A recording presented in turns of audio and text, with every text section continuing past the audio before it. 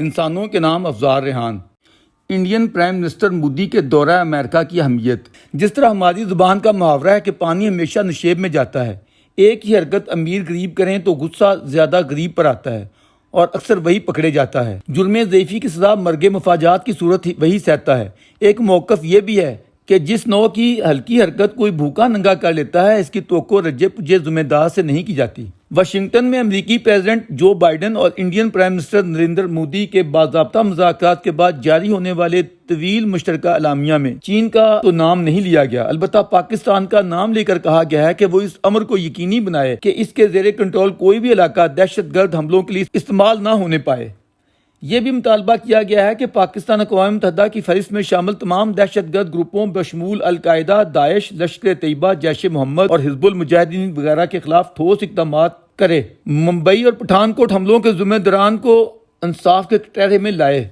مشترکہ اعلامیہ میں امریکہ اور بھارت نے عالمی دہشت گردی اور ہر نوع کی انتہا پسندی کی یک زبان ہو کر مذمت کرتے ہوئے متحد ہو کر مقابلہ کرنے کا اعلان کیا ہے۔ انہوں نے FATF سے بھی مطالبہ کیا ہے کہ وہ منی لانڈرنگ اور دہشت گردوں کے لیے رقوم کے استعمال کو روکنے کے لیے اقدامات مزید تیز کرے۔ طالبان سے بھی UN قراردادوں کے مطابق طے شدہ شرائط پر عمل پیرا ہونے کا مطالبہ کیا گیا ہے تاکہ افغانستان ایک پرامن ملک بن سکے۔ پاکستان میں ظاہر ہے اس چیز کو ہر دو حوالوں سے ناپسندیدہ نظروں سے دیکھا گیا ہے۔ ایک تو اس پس منظر میں کہ پاکستان اپنے تئیں روز اول سے امریکہ کا اتحادی چلا آ رہا ہے، جنہوں نے پاکستان بنتے ہی اس نوع کا ڈول ڈال دیا تھا، اور پھر جب پنڈت نہرو کی مخصوص سوشلسٹ اپروچ کے زیر اثر انڈیا سوویت یونین کے بہت قریب خیال کیا جاتا تھا، یا اس نے مصری صدر جمال عبد الناصر کے ساتھ مل کر نان الائن موومنٹ کی بنیادیں استوار کی تھیں، پاکستان اس وقت بغداد پیکٹ سیٹو اسینٹو میں باضابطہ شمولیت اختیار کرتے ہوئے خود کو امریکی مفادات کی رکھوالی کا بڑا خدمتگار خیال کرتا تھا۔ ہم نے پارٹیشن کے ساتھ ہی جو بھاری بھرکم آرمی ورثے میں حاصل کی تھی، اس کا لوڈ اٹھانے کی ہماری اسکیم ہی اس نوع کی تھی کہ ہم مغربی اتحادی بن کر خدمات سر انجام دیں، بدلے میں ثمرات سمیٹیں۔ ہماری دوسری تکلیف یہ بھی ہے کہ جمہوری دنیا، امریکہ اور انڈیا جیسے ممالک جب عالمی یا اسلامی ٹیررزم کے حوالے سے انگلیاں ہماری طرف اٹھاتے ہیں، ہمیں اس کا ماسٹر مائنڈ، سہولت کار یا ذمہ دار گردانتے ہیں، تو ہمارا اضطراب یہ ہوتا ہے کہ اے دنیا والو، ہمیں دہشت گرد یا ان کا حمایتی نہ سمجھو، ہم تو خود اس کا شکار ہیں۔ ہمارے اتنے فوجی اور اتنے سیولین دہشت گردی کی وجہ سے جانیں گنوا چکے ہیں، مگر کیا کریں، دنیا ہماری ان دلیلوں کو اس لیے درخور اعتنا یا قابل قبول نہیں سمجھتی کہ جس برائی کی آپ نے خود ابیاری کی ہے، اگر بارود کا کاروبار کرنے والے کے اپنے بچے اس میں جھس جاتے ہیں تو یہ چیز وہ اپنے دفاع میں پیش نہیں کر سکتا، کیونکہ یہ دھندا اس نے خود اپنی چوائس سے اختیار کیا تھا۔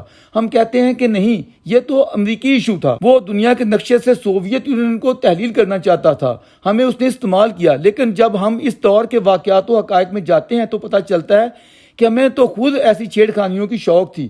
ہم نے کافروں کو سبق سکھانے کے لیے خود اپنی شوق اور چوائس کے ساتھ مذہب کا نام مناسب سیاسی و جہادی استعمال کیا، پوری قوم کو جہادی پروگراموں میں لگایا اور ایسے مضبوط جہادی گروپ تشکیل دیے، مشترکہ دشمن کا پلان اٹھاتے ہوئے، جن کی معاونت کے لیے ہم نے عالمی تعاون لیا۔ جب تھوڑا ملا تو مونگ پھلی کہا، جب پورا ملا تو بسم اللہ کہا۔ دوسرے انڈیا کے بالمقابل ہماری خارجہ پالیسی ہمیشہ کرائے کے سپاہی کی رہی ہے۔ ہم امریکہ اور مغربی طاقتوں کے لیے اپنی خدمات پیش کرنے میں پیش رہے اور بدلے میں خدمات کے حجم سے بڑھ کر بھاری معاوضہ وصول کرتے رہے۔ یہ کوئی برابر کی دوستی یا اصولوں کی جدوجہد نہیں تھی، محض مفادات کی گیم تھی، جس میں ہماری طرف سے دوہری تہری بے اصولیاں بھی ہوئیں۔ انہوں نے ہمیں جو معاشی و فوجی امداد اس شرط کے ساتھ دی کہ اس کا استعمال محض سوویت جبر کے خلاف ہوگا، انڈین جمہوریت کے خلاف ہرگز نہیں ہوگا۔ ہم نے اس عہد کی پاسداری کرنے کی بجائے انڈیا سے جنگیں چھیڑ دیں۔ آخر میں ہم اس حد تک نیچے چلے گئے کہ ٹیررزم کو جیسے اپنی قومی پالیسی بنا لیا، کبھی جہاد کشمیر کے نام پر اور کبھی جہاد افغانستان کی جدوجہد کے نعرے لگاتے ہوئے ایسے گروپس کی کبھی کھلی اور کبھی ننگی حمایت کی، جن کو ختم کرنے کے لیے ہم بھاری رقوم اور حساس ہتھیار حاصل کرتے رہے، لیکن دوگلی پالیسی اپناتے ہوئے انہیں اندر کھانے توانا بھی کرتے رہے۔ یہ تلخ حقائق ہیں جنہیں تسلیم کرنے کا ہم میں حوصلہ نہیں۔ آج ہمارے وزیر دفاع اور وزیر خارجہ جس نوع کی ہانکتے پھر رہے ہیں، اس میں بھی دانش و شعور یا حقائق شناسی کی کوئی رمق نہ ہے۔ موت یہ کہہ دینے سے بات نہیں بنے گی کہ بھارت امریکہ اعلامیہ گمراہ کن ہے، یا یہ بیان سفارتی اصولوں کے منافی ہے، یا یہ کہ ٹیررزم کے بیج بونے میں واشنگٹن کا بھی کردار ہے اور ہم اس کی قیمت چکا رہے ہیں۔ اب ہمیں ڈالرز ملنے بند ہو گئے ہیں تو دوڑ کر چائنا کی گود میں بیٹھ گئے ہیں، تو کیا چائنا ہمارے وہ خرچے اٹھائے گا جن کے ہم 7 دہائیوں سے عادی رہے ہیں، اور امریکی جو ادائیگیاں ہمیں کرتے رہے ہیں؟ شہد سے میٹھے کی بات تو تب تھی جو وہ ہمیں IMF کی چوکھٹ پر ناک رگڑنے سے بچانے آ جاتا۔ حالت ہماری یہ ہے کہ ہم لانتے بھی امریکنوں پر بھیجتے ہیں اور ملک چلانے کے لیے مرہون منت بھی IMF کے ذریعے امریکنوں کے ہیں۔ جب امریکیوں نے ہمیں جمہوری تسلیم کرتے ہوئے جمہوری ممالک کی کانفرنس میں مدعو کیا تو ہم کس کے کہنے پر نہیں گئے؟ ہماری خارجہ پالیسی کے ذمہ داران کو کبھی کبھی اپنے گریبان میں بھی جھانک کر دیکھ لینا چاہیے، اور نہیں تو انڈیا کو دیکھ کر ہی اپنی خارجہ پالیسی میں موجود بلنڈرز کی درستی کا اہتمام کر لینا چاہیے۔ انڈیا نے کرائے کے ٹٹو بننے کی بجائے اپنی خارجہ پالیسی کو ہمیشہ ایک اعتماد اور وقار کے ساتھ چلایا ہے۔